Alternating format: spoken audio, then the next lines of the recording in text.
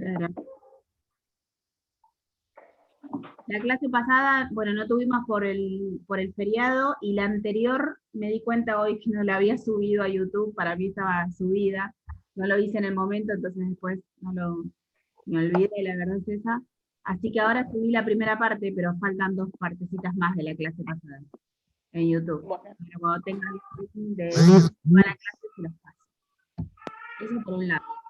Y por otro lado, les había dejado un trabajo práctico para hacer, que la que ya lo pudo hacer, me lo pasará, vayan pasándomelo de forma particular, ¿sí? Las fotos de lo que escribieron, si quieren, si no es en un documento, no pasa nada. Profe, yo no estuve en la clase pasada, ¿qué es como un resumen de todo lo que uno entiende o tenemos preguntas? No, yo les pasé un archivo, Sí, lo tengo. está en el chat, delaté como promotor de Residencia. residencia, y les pasé unas preguntas que les dicté en la clase pasada. Lo que pasa que no Ah, te las pasé a vos, entonces debería pasártelas para que vos hagas el trabajo práctico a bueno, partir de eso. sí. Y si está, si no, si las subió a la clase, las copio de ahí, están en la clase. Claro, están en la clase, porque yo las dicté en la clase, pero me parece que igual las Bien. tengo por acá, ¿no? Si las tiene, me las manda y si no, las copio de la clase. Sí, voy a hacerlo ahora, sí, no me olvido, si es que las tengo. Sí, acá está.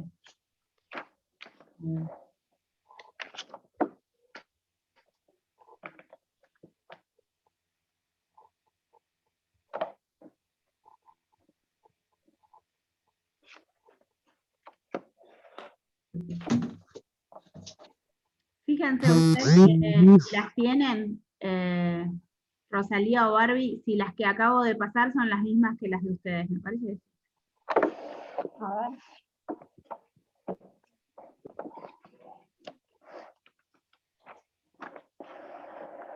Sí, Sí, son las mismas. lo mismo.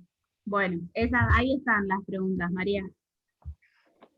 Las que Bueno, gracias, profe. leí no las pasé. Igual no era para hoy, les dije que podían tomarse 2 o 3 semanas, no pasaba nada. Mientras lo Bueno. vayan teniendo, me lo van pasando porque es el primer trabajo práctico, digamos.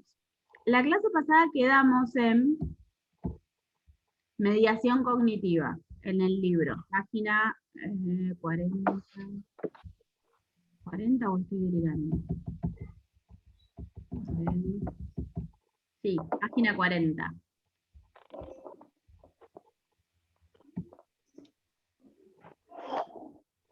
Mediación cognitiva. Hablamos sobre que la mediación cognitiva tiene diferentes resultados, o sea, ¿qué es? En principio, es un proceso mental que permite a las personas evaluar si una situación les va a generar estrés o no. ¿Sí? Por un lado. Después dijimos que esta determinada situación que le puede generar estrés o no, tiene 2 tipos de evaluación en cuanto a la persona. La persona puede hacer 2 evaluaciones de esta situación, una primaria y una secundaria. Dentro de la apreciación primaria, o sea, de la mediación que hace el individuo, se enfoca, dice la apreciación primaria, se enfoca en el significado de la situación. Esperen que admito a Maru.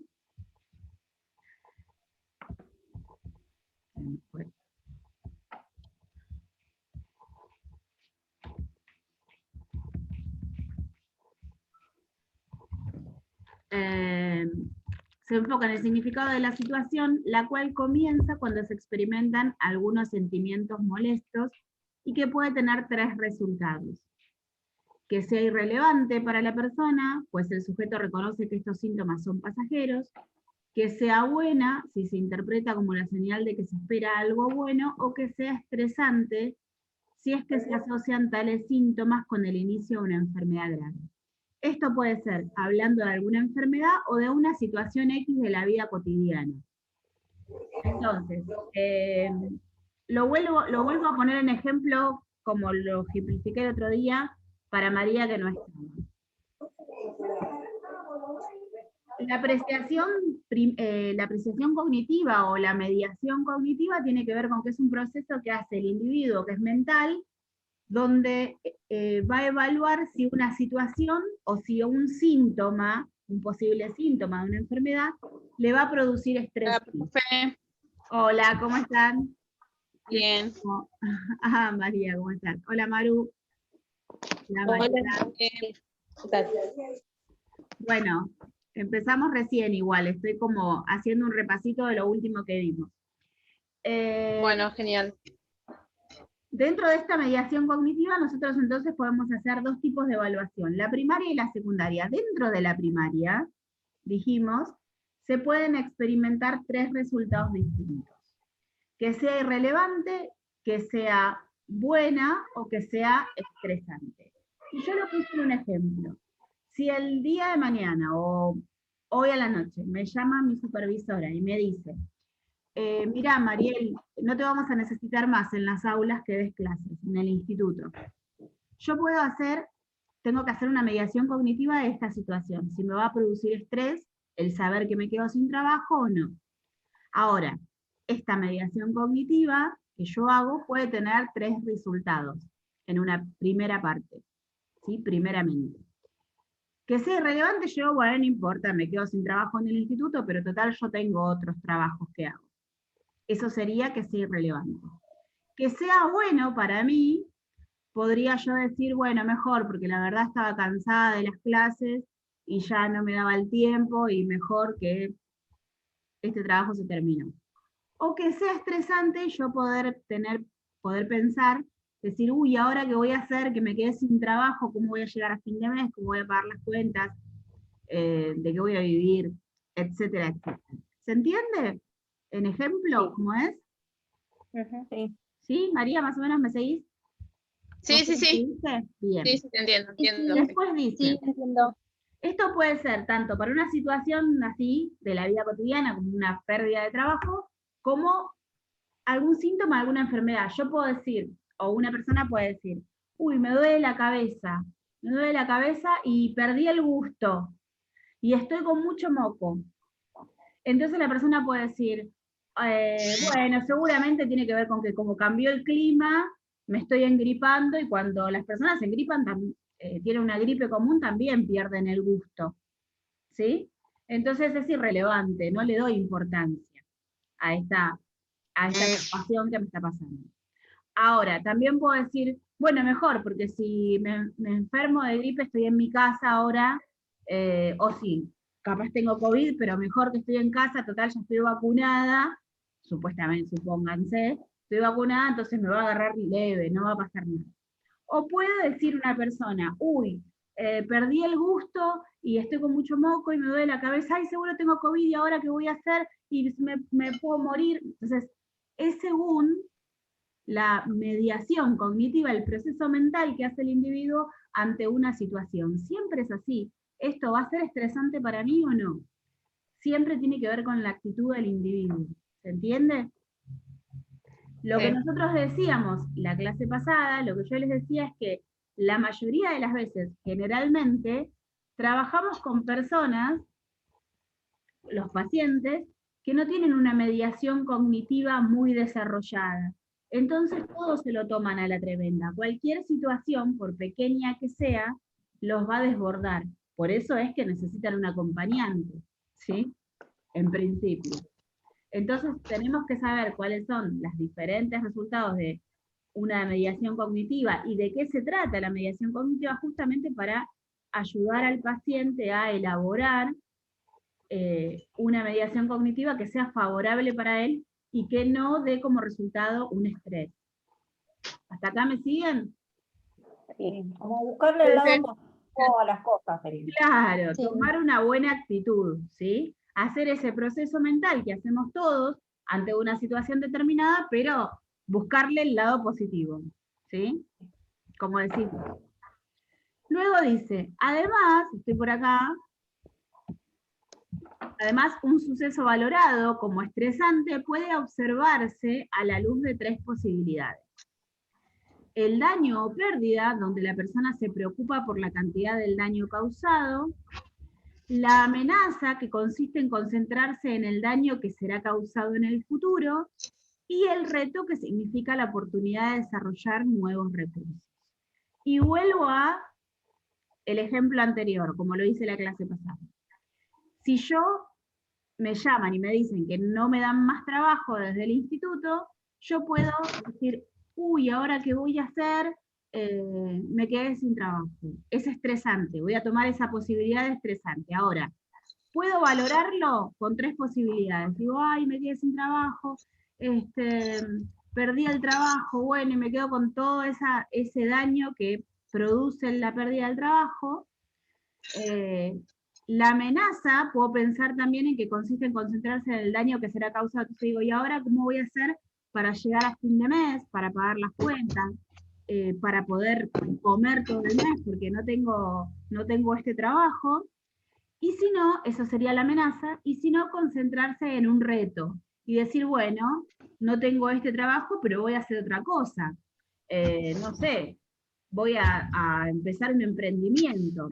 Todo lo que les ha pasado a muchos, nos ha pasado a muchos, que en la primer parte de la cuarentena, de la pandemia, nos quedamos sin trabajo y empezamos a elaborar nuevos recursos, ¿sí?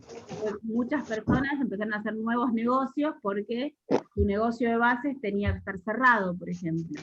Entonces, eso tiene que ver con el reto que produce una situación que nos trae estrés. ¿Se entiende?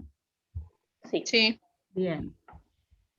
Profe, Sí. yo el tema del glosario, el trabajo ese, no lo hice todavía, pero hoy ya me voy a poner con eso a hacerlo.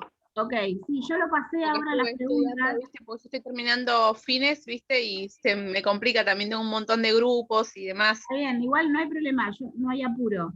Yo pasé las preguntas recién porque María Ledesma no las tenía y yo no subí la clase. Está bien. Me olvidé, me colgué, no subí la clase del otro lunes, entonces ahora le pasé las preguntas. Pero está bien.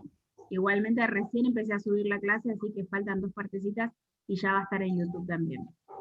Bueno. Bueno. Bien, seguimos entonces. Estoy haciendo rapidito, ustedes díganme si no comprenden algo, porque de esto depende lo que vamos a seguir viendo. Vamos por aquí. Ahora dice, estábamos en la apreciación primaria que hacemos.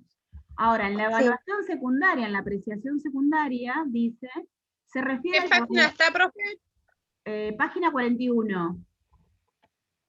40 en el libro nuestro. Bueno, 40. Está bien. ¿Sí? Yo lo tengo en la 40. 40-41. Bien. Luego dice, la apreciación secundaria se refiere a la evaluación que se hace ya la tengo. de los recursos disponibles para afrontar la situación presente. La persona puede percatarse de este proceso cuando en una circunstancia estresante se dice a sí misma frases como, no hay problema, puedo hacerlo, no lo lograré, etc. Casi, 1999, incluye un tercer tipo de apreciación, la apreciación de control, que se refiere a una evaluación acerca de la causa del problema. No se puede ubicar en algún punto continuo, interno o externo, o no encontrarse ninguna causa, lo que genera un sentido de desamparo. Bien, vamos por partes. La apreciación secundaria tiene que ver con que uno dice, a partir de, vuelvo con el ejemplo de la pérdida de trabajo, digo, bueno, me quedé sin trabajo, hago otro, empiezo otro emprendimiento. Esto tiene que ver con la apreciación secundaria. Ver qué recursos tengo, bueno, ¿qué sé hacer? No sé, yo en mi caso sé tejer, bueno, empiezo a dar clases de tejido. En vez de dar clases de acompañamiento terapéutico, doy clases de tejido, porque total, es otro recurso que puedo usar. Eso tiene que ver con la apreciación secundaria. Y la apreciación de control que el individuo hace ante una situación, puede decir, poniéndolo en el ejemplo, podría ser decir, bueno, ¿y por qué me quedé sin trabajo? ¿Por qué me dejaron de dar clases? Como dije la clase pasada ahí, porque yo me llevaba mal con los compañeros, con los alumnos, o porque siempre llegaba tarde a las clases, etcétera, etcétera. Yo puedo pensar en por qué me dejaron sin trabajo.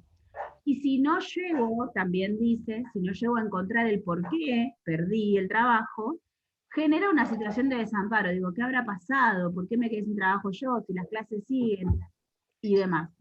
Esto poniéndolo en el ejemplo, ¿no? Pero lo que dice es que la evaluación que hace el individuo en cuanto al control es mejor que encuentre un sentido o una respuesta en esto de el por qué suceden las situaciones. Y si no las encuentra, puede que le genere un sentido de desamparo, como dice el libro. Por ejemplo, en el ejemplo que también di sobre el supuesto COVID, si una persona empieza a perder el gusto y tiene fiebre y le duele todo el cuerpo, puede que tenga una gripe y no tiene por qué tener COVID. Ahora, si pasan las 72 horas y se hace el hisopado y le da negativo, dice, bueno, entonces tengo gripe. Listo, encontró la respuesta. Ahora, si pasan las 72 horas y le dio positivo, dice, bueno, tengo COVID, ya está, encontró también la respuesta. Ahora, si pasan los días, le da negativo, pero se sigue sintiendo mal, y pasan 20 días y la persona se sigue sintiendo mal, y los hisopados le dan negativos, digo, estoy inventando. Dice, ¿qué tengo entonces? ¿No? Porque no tengo gripe, no tengo COVID, pero la gripe no me puede durar 20 días, por ejemplo, ¿no? Estoy haciendo una situación exagerada. Pero tiene que ver con eso. Siempre la persona necesita evaluar las situaciones que tiene enfrente o que tiene que vivir y poder saber de dónde provienen, cómo se generan, porque eso le va a dar mayor tranquilidad. ¿Se entiende? Sí. Bien. Luego, y acá quedamos, la clase pasada, hasta acá el repasito, dice, hay otros factores de tipo cognitivo, si recuerden que cuando hablamos de cognitivo hablamos de conocimiento, que influyen en la apreciación que se hace de un evento, todos incluidos en la misma referencia. Desamparo aprendido, dice, es más probable que una persona valore una situación cotidiana como estresante cuando ha aprendido que las consecuencias de su conducta no están bajo su propio control. ¿Cómo lo podemos poner en ejemplo? Si yo sé que, a ver, ¿qué puedo decir? Que si yo tomo todos los días el tren a las 7 de la mañana y el tren está lleno todos los días y eso me produce un estrés tremendo de ir apretado y saber que debería tener que tener distanciamiento en este tiempo y demás, pero sé que esa situación está fuera de mi control, de alguna manera sufro o vivo lo que se llama el desamparo aprendido. Bueno, esta situación es estresante, pero ya como que se hace una habituación, un hábito, porque es algo que sucede y que no tiene que ver conmigo. Que más allá de que yo quiera cambiar las cosas, no voy a poder hacerlo. ¿Se entiende el ejemplo? ¿Sí? La persona lo que experimenta es eso, es una situación, el viajar apretado, sea con pandemia o sin pandemia, es una situación estresante todos los días. Pero no tengo otro horario para viajar y por más que yo trate de cambiar la cuestión, la situación, no va a poder ser. Entonces, a eso se le llama desamparo aprendido. ¿Sí? Sí. Bien. Estilo atribucional, dice, se refiere a las atribuciones que el sujeto hace acerca de las causas de la situación, las que pueden ubicarse en 3 dimensiones, interno o externo, estable, inestable y global específico. Es más probable que las personas experimenten estrés cuando hacen atribuciones externas, estables y globales. Las atribuciones externas involucran la creencia de que los eventos están fuera de nuestro control. La estabilidad se refiere a la dimensión temporal acerca de que los eventos siempre son iguales. Y lo global se refiere a que sin importar que se haga o dónde, las cosas permanecerán invariables. Y esto, para poder comprenderlo, podríamos atribuirlo también, o podríamos ponerlo, plasmarlo en el ejemplo que les acabo de dar del tren. El estilo atribucional se le puede dar a un viaje en tren en hora pico. Digo, más allá de que es una situación estresante, yo puedo ubicarlo en estas dimensiones, en algo que tiene que ver con lo externo, porque no depende de mí, el viajar apretado, es algo estable, porque sucede siempre que en hora pico, sea muy temprano en la mañana o a la vuelta de que todos vuelven de trabajar, esto sucede siempre, no hay manera de cambiarlo, o por lo menos no dependen de mí, y globales, ¿sí? Que tienen que ver con esta dimensión que más allá de lo que yo haga o cómo lo haga, las cosas van a permanecer invariables. ¿Sí? También se le puede dar esta categoría a ese ejemplo. Ahora, díganme si no entienden, porque a partir de esto les voy a dar una tarea, ¿sí? Sí. Sí, sí. El siguiente dice, atribuciones por una ruta diferente.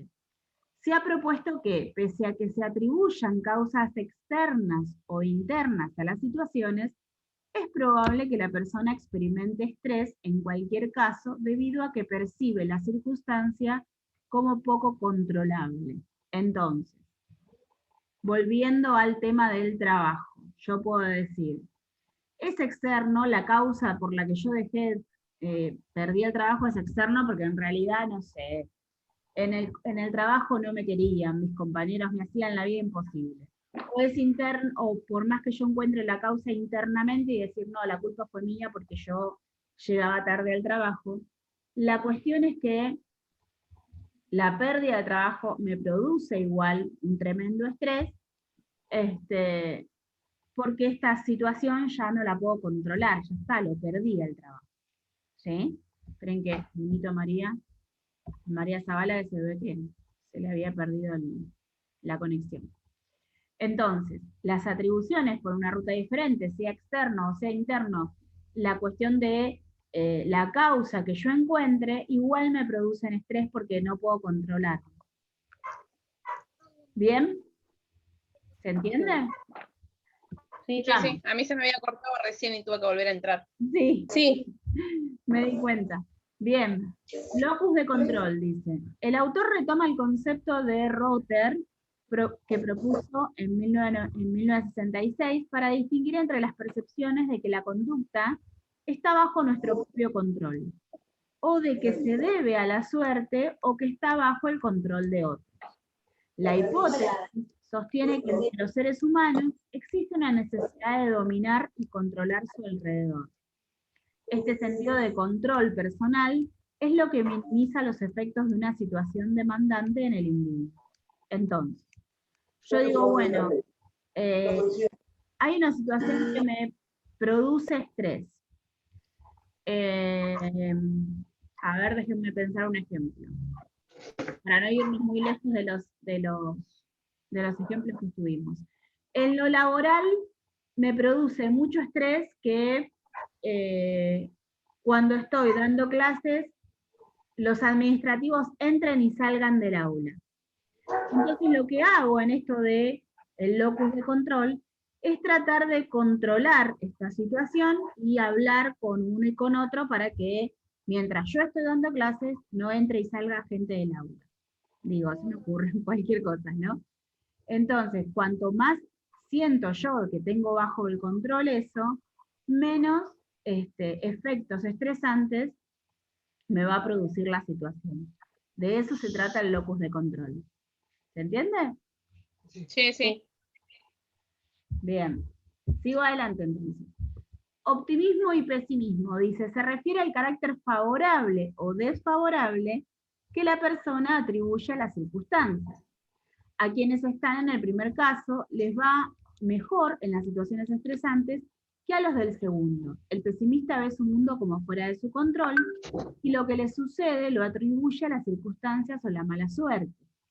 Es más propenso a la depresión y a experimentar estrés con mayor frecuencia. El optimista considera que sus anhelos están a su alcance y se orienta un poco más al futuro. Es más resistente al estrés porque no evita las situaciones, sino que las enfrenta. Entonces, este tipo de categorías de optimismo y pesimismo es bastante claro. Es lo que decía, creo que Rosalía o María, que decían, según la actitud de cómo lo toma cada uno, encontrarle otra salida, ¿sí? Encontrar el lado bueno. Si yo tomo una actitud positiva, voy a ser optimista y voy a decir, bueno, más allá de las circunstancias que me toquen vivir, que todos tenemos inconvenientes, seguimos adelante. Si soy pesimista, todo lo que suceda a mi alrededor va a tener que ver con algo negativo. ¿Se entiende? Sí. Por ejemplo, la otra vez leía con un grupo de terapéutico también, en un ejemplo que decía, una persona que es pesimista cuando le dan un trabajo mejor, o sea, en el trabajo lo suben de categoría, le dan un mejor puesto de trabajo, no va a pensar que, ay, qué bueno que voy a tener un mejor puesto de trabajo, va a pensar, hoy ahora voy a tener más trabajo, más responsabilidad, y seguro que el trabajo me lo pusieron porque me odian, porque quieren que yo me llene de trabajo. La persona es pesimista, escúchame, te están dando un mejor puesto de trabajo, te van a dar más dinero, no pensés en lo negativo, ¿sí? Tiene que ver con una actitud pesimista. O por el contrario, las personas que a veces creen, no por el contrario, sino otro ejemplo sería, personas que creen que les pusieron una buena nota porque en realidad la profesora le dio lástima que él estaba pasando por un mal momento en su vida. No, ¿se entiende? No tiene que ver con eso. Si le puso la buena nota es porque se lo merecía, por ejemplo. Sí. ¿Sí? Bien. Luego dice, estilo de resolver problemas. Dice, implica una forma de pensamiento acerca de los problemas que el individuo desarrolla, la cual involucra reconocer el problema y descubrir estrategias para resolverlo. Aquellos que generalmente tienen un estilo positivo de resolver problemas son los más resistentes al estrés y tienen menos probabilidades de padecer problemas de salud física y psicológica. Y este es parecido, casi igual, digamos, de que si es positiva la persona o es negativa, ¿sí? Sí. Si es una persona positiva, va a encontrar la manera de resolver el problema que se le presenta. Y a ver si no sé si este es el último, no. Faltan 3. Motivación, dice, las personas que tienen objetivos y se esfuerzan por conseguirlos, poseen mejores estrategias de afrontamiento que aquellos que poseen poca motivación. Por ejemplo, en cuanto al estudio, hay personas que estudian, que hacen el curso de acompañante terapéutico y porque es una salida laboral pronta, porque es un curso corto y porque en realidad no saben qué hacer con su vida, por ejemplo. Terminaron la secundaria, no digo que sea el caso de ninguno de ustedes, terminaron la secundaria y ya no saben qué hacer porque no saben qué carrera elegir y bueno, se pusieron a hacer esto para hacer algo. Pero no hay una motivación personal. Entonces quizás empiecen el curso y les aburra y lo dejen, ¿sí? Porque no hay una motivación personal. Ahora, la persona que sabe qué es lo que le gusta y que tiene una idea de que escuchó al asesor comercial del instituto venderle el curso y le gustó lo que le decía, y dijo, bueno, entonces sí lo voy a hacer, seguramente llegue al final más allá de los problemas que se puedan presentar en el tiempo que tiene el curso. El anteúltimo dice, apoyo social. Esta variable también tiene que ver con la cognición del individuo. Pues si percibe apoyo social, es probablemente que experimente menores niveles de estrés, sin que importe el objetivo de ese apoyo.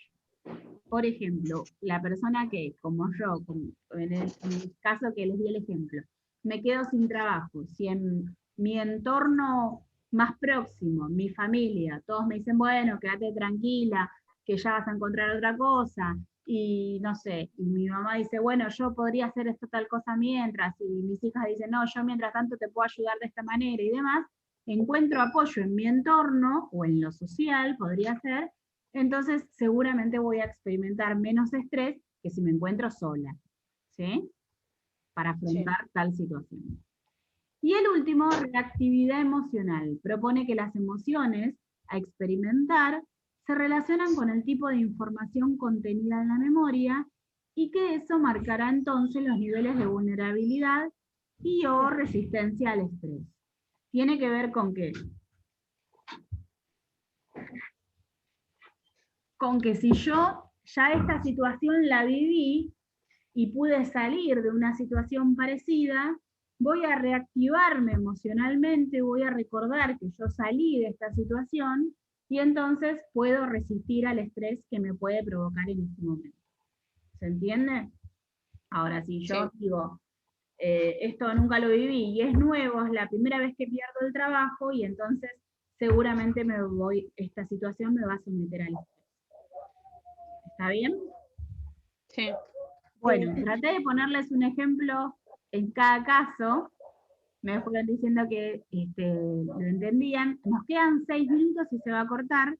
Así que ahora sí, les propongo la tarea que les vengo prometiendo desde la clase pasada, que les dije que íbamos a hacer sobre esto. Les pido que tomen 2 de estos puntos y que ustedes den otro ejemplo, no los ejemplos que yo les di. Otro ejemplo donde podrían poner en práctica estos puntos que acabamos de ver. ¿Sí? Bueno, el tema de estrés. Claro, sí, estos puntos que empezamos acá, hablando de Sí, sí. los factores de tipo cognitivo que hace el individuo cuando se enfrenta a una situación Sí. estresante, ¿sí? A partir de Sí, acá, sí. digamos. Yo les pido que elijan 2 y que lo pongan en ejemplo, así como hice yo, un ejemplo de una pérdida de trabajo, o del estudio, o como fuese, que ustedes busquen 2 y le pongan un ejemplo.